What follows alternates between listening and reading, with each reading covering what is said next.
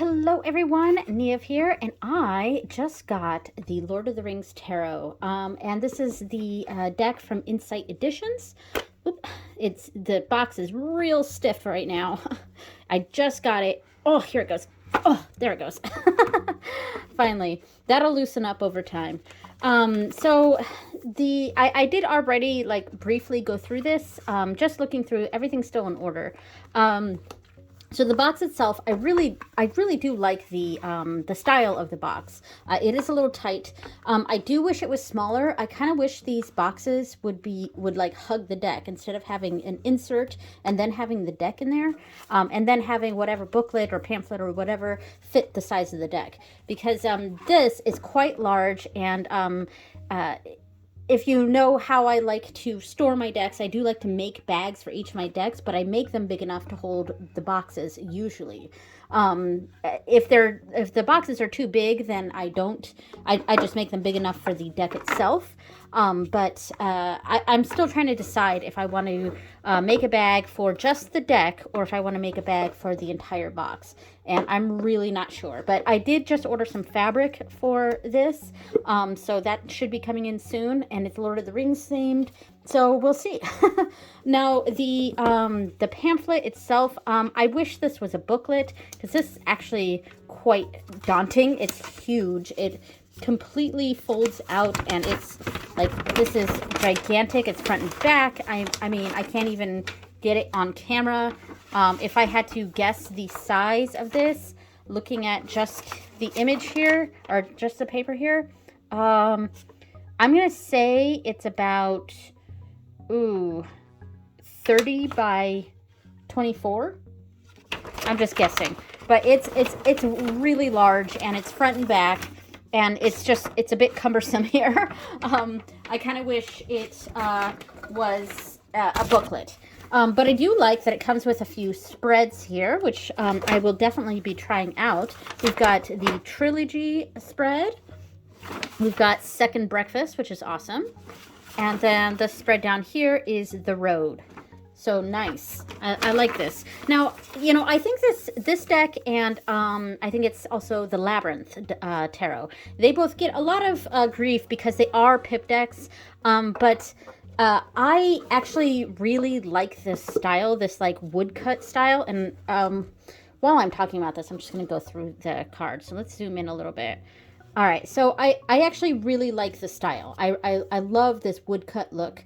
Yeah, it's just got a charm to it, and that's what really drew me to this deck. So of course the majors themselves are illustrated, and by the way, the backs are awesome. I love these backs.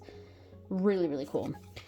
So the majors are illustrated and fantastic, so no complaints about the majors here.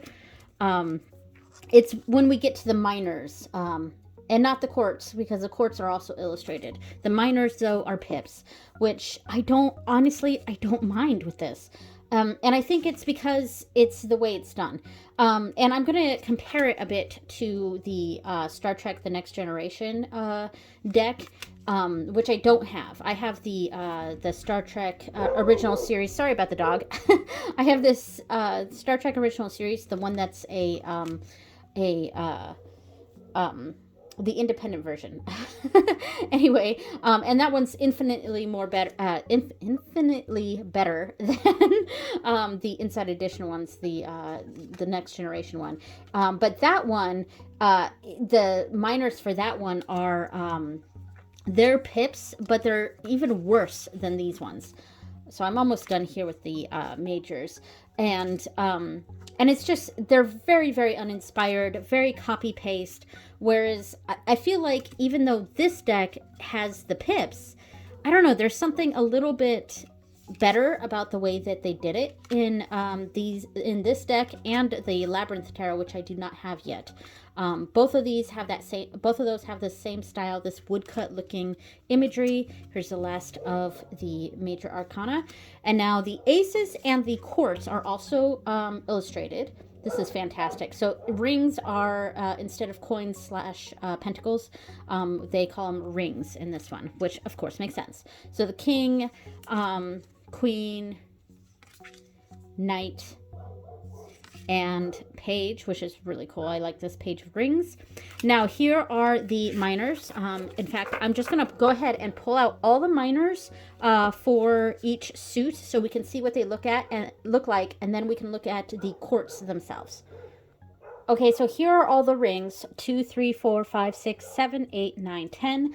So as you can see, they are pips, but honestly, I don't mind them. And I do like that all the rings are different and it's not all the same exact copy paste ring. There are a few that are the same, like between the 2 and the 3.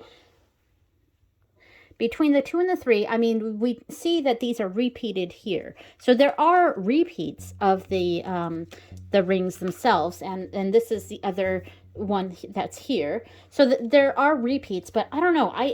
To me, it's not that bad, and I don't mind that these are pips because I really like the art style. So let me pull out all the swords.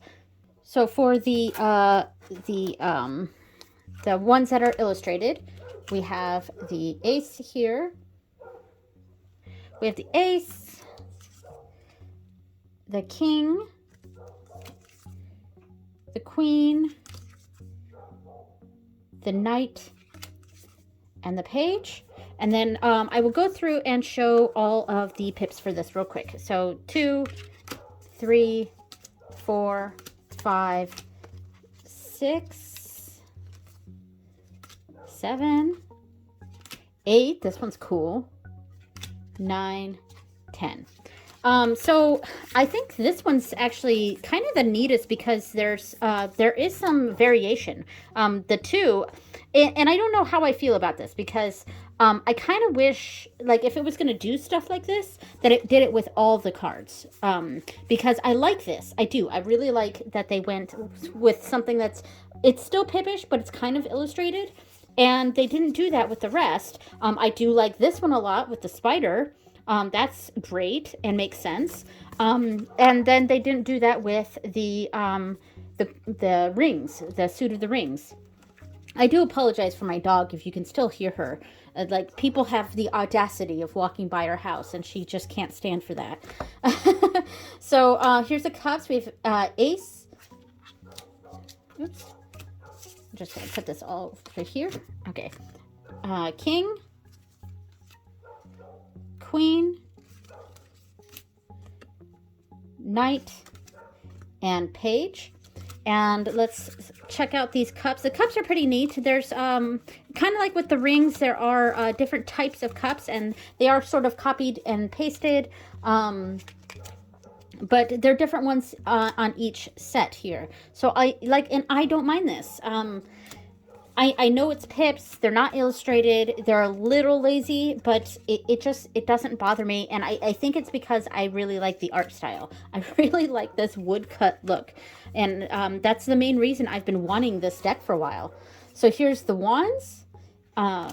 Ace, king, queen, knight, and page. All right, and now let's look at the minors on this. So we've got the 2, 3, kind of cool, 4, 5, 6, 7, 8, which is showing sort of the general image of the 8 of Wands too, with the speed and messaging sort of attribution that card has. 9 and 10. All right, so I'm really happy to have this. I know it's the inside edition, and the minors are pips, blah blah blah. It's just this art style I really like, and I also want to get the the Labyrinth Tarot. So I am going to shuffle this. The cardstock itself, it's very bendy. Like, I don't know that it has a core in it, but it does still feel, I don't know, sturdy. I don't know much about the specifics of cardstock. It doesn't look like it's going to get destroyed, but at the same time it is bendy. So hopefully I'll be able to shuffle this. And I'm sorry if my sound sounds weird right now. I'm trying to get underneath the camera so that I can shuffle this. because when I try to shuffle around the camera, oh, see, and look how bendy that gets. When I try to shuffle around the camera, I tend to mess up and cards go flying everywhere. And that shuffled really nicely, by the way. I love how bendy these are. So, I mean, it's a little bit of a stretch for my fingers, because I think there's a thickness to these cards, but they are very, very bendy, and they shuffle nicely. Look at that. That shuffles nicely. Okay, I'm going to do a couple overhands here, and I pulled out a few other decks just to see how it might pair. I'm not going to do a full reading or anything here, but let's see how some other decks pair with this. This right side up here. Here we go. All right, so let's see what I pulled out. So I pulled out the Memento Mori. I thought this might look good. And this has one of the expansions with it, but it does not have the Lenormand cards. I took all the Lenormand cards out and made those their own deck. Because I just want the Lenormand to be their own deck. So let's put that in the middle. Oh, and let's move this over here, and we can zoom in just a little bit. See how we like this. So, what do we think of this? I think the colors look fantastic together. Let's see. Oh, that's pretty neat. I mean, because of the slightly pippish nature of this deck, it does kind of go well with this, I think. Oh, that's neat. Broom in between these two. Okay. Oh, Death with the Plague Doctor and the Five of Wands. Wow, that's a rough reading.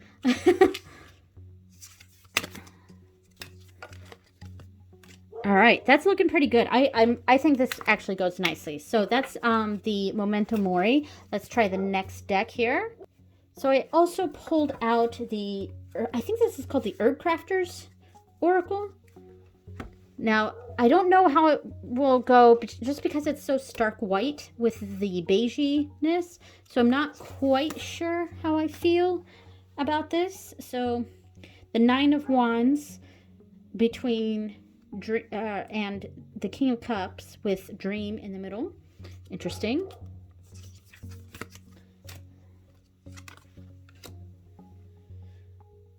Yeah, so I do like that, like, it does, because this is so limited in color, it kind of pulls out some of the colors that we'll see in the other cards, because the red berries here in this Rowan plant is kind of pulls out the red in the moon here, so there is a connection. And then we have the Ace of Cups. It's almost like this is initiating that the situation here. This is very dreamy sort of reading, even though the last card was Dream. All right, so now we have this. Yeah, I mean, it's okay. I think I like the Memento Mori more. So, all right, so I think that's it. No, it's not Herb Crafters. That's a different deck. This is Hedge Witch's Oracle. Yes, Hedge Witch's Oracle. My goodness, I don't even have the Herb Crafters Tarot. I don't know why I said that. All right, so the next one I have, it's actually a twofer, but I can kind of pull that out. I don't have a nice bag for this. And this is the Druid Animal and Druid Plant Oracles. And I have them together. Let's see. So let's see. This goes to here. All right, so let's do the plant one first. Oof, this one's a bit, these are bigger cards. So I do like the way that looks, though. So we have the Hermit and this. Interesting. Ah, can't grab the cards. I mean, it does look nice. I think I'm having trouble with the stark white, though. The white of the deck in the middle with the beiginess of the other cards. It does look nice together, but I don't know. It's not my favorite. So far, I really liked the Memento Mori with this. Oh, God, I can't grab the cards. There we go. All right, so that was the Druid Plant Oracle, and the animal one is going to basically look the same, I think. All right, and one other thing I wanted to try real quick was I wanted to try it with a couple of tarot decks. So I'm gonna pause the video and get those real quick. Okay, so what I'm going to do, I'm going to grab this pamphlet and just look at the spreads real quick. And I'm going to kind of do a mock spread here using 2 different tarot decks. We'll make it simple and we'll go with this trilogy one.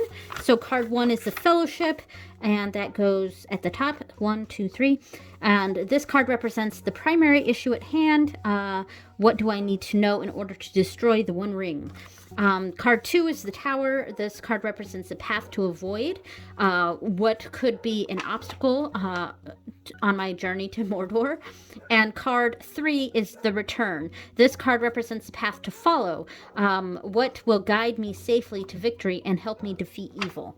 All right, so it's a pretty simple reading. I'm just gonna really quickly, it's you know, this is kind of a mock reading, or it might be helpful to someone. But what I'm going to do, I'm going to pull 3 cards from the Lord of the Rings Tarot, and then 3 cards from the 2 other decks here.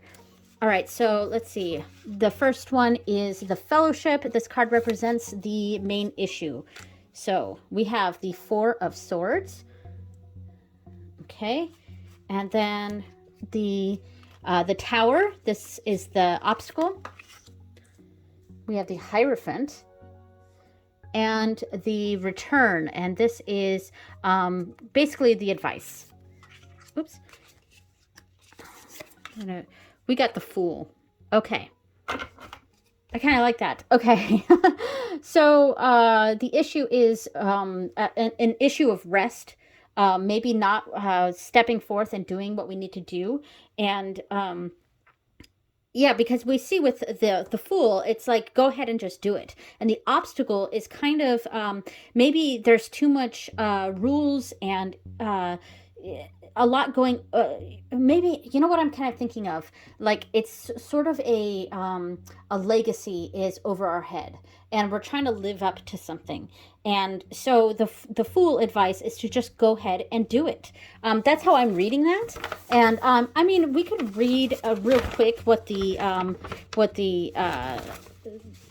paper says. So Fool, it's right here at the top. It says, home is behind, the world ahead. And so Frodo begins his journey. The Fool ventures into the unknown. He may not know where he is going, but he knows that one cannot prepare for every circumstance. Sometimes you just have to go as the path leads you.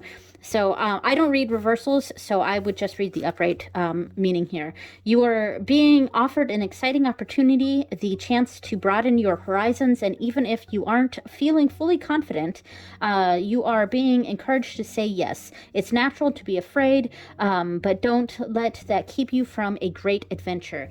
And that actually really makes sense with what's going on here, especially with the Hierophant being the obstacle. So I just want to see what the Hierophant says right here. So this is Elrond. So dedicated to his people and committed to protecting his home, Elrond effortlessly imparts the lessons of the Hierophant through generational wisdom. Yeah, like I was saying, the generational thing. It's kind of that legacy is over our heads. So there's a lot to live up to, and that's what's blocking us. Experience and study, he has become a legendary ruler and keeper of knowledge. When you open this vault of stars, be prepared to be dazzled by the secrets of the cosmos.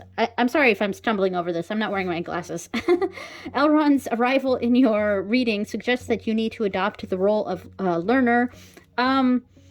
Well, it's in the position of an obstacle, so I wouldn't quite read it that way, but, you know, I'm just reading exactly what the paper says for this card.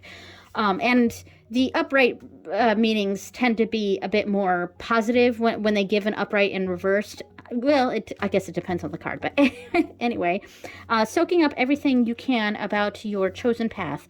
After all, in order to make your mark, you must first understand what has come before you. So, and that's the obstacle here. And I think that's, I can see what it's saying there.